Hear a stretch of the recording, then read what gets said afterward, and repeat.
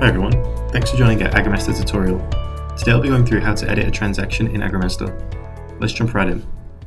So we'll open up Agrimaster, and from the home screen we'll go into the cash book, and then transactions, and then we'll just select the transaction we want to edit, and click the pencil at the top right. So I'll go with the top transaction, and then click the pencil.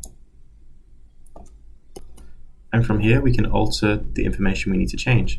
So I'm going to say I need to change the code. I put the wrong code. And I put the wrong amount. So instead of 600, it should have been 700. So once you've made these changes, you can click the green tick.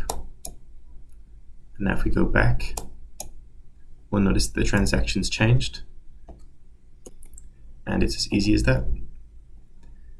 Thank you for watching, everyone. If you need more information, please have a look at our help articles or book a one-on-one consultancy and training session with our team.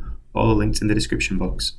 Don't forget to subscribe to our YouTube channel and give this video a like if you enjoyed it. Have a great day.